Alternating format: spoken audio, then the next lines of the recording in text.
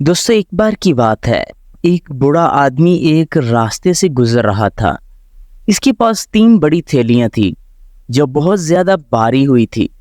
इस बूढ़े आदमी ने एक लड़की को रोककर इससे मदद मांगी और कहा, बेटा मेरे पास ये 3 बहुत भारी थैलियां हैं, क्या तुम इनमें से एक थैली पकड़कर मुझे आगे तक छोड़ सकते हो?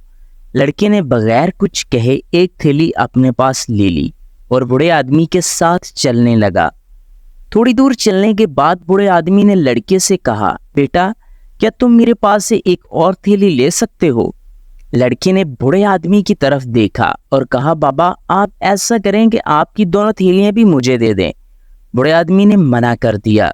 लड़के ने मुस्कुराते हुए कहा, घबराइए मत, मैं आपकी थैलियां लेकर भागने वाला नहीं हूँ। बूढ़े आदमी ने यह सुनकर अपने पास की एक और थैली भी इसे दे दी और एक थैली अपने पास रख ली।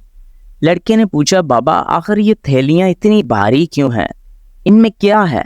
बूढ़े आदमी ने कहा, जो 2 थैलियां तुम्हारे पास हैं इनमें से एक में चांदी के सिक्के और एक में तांबे के, और जो एक थैली मेरे पास है इसमें सोने के सिक्के हैं। लड़का ये सुनकर हैरान रह गया। जब थोड़ी दूर चलने के बाद इन्हें पहाड़ पर चढ़कर गांव जाना था तो लड़के ने कहा, बाबा आप अपनी थैली मुझे दे दें और आप आराम से पहाड़ चढ़ जाएं। मैं अपनी रफ्तार से चढ़कर ऊपर पहुंचने के बाद आपका इंतजार करूंगा। बूढ़े आदमी ने अपनी थैली भी इसे दे दी। लड़का अपनी रफ्तार से पहाड़ चढ़ने लगा। जब वो थोड़ी ऊपर पहुंचा और नीचे देखा तो बूढ़ा आदमी दूर नजर आ रहा था। इस लम्हे लड़के की नीयत बदल गई और वो इन तीनों थैलियों को लेकर भाग गया।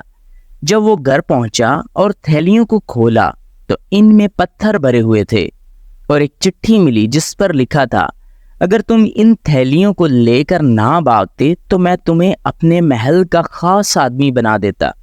असल में मैं एक बादशाह हूँ जो अपने महल के लिए एक खास आदमी की तलाश में था। पहले तो मुझे तुम पर भरोसा हो गया था, लेकिन आखिरी वक्त में तुम्हारी नीयत बदल गई और तुमने एक खास मौका गंवा दिया।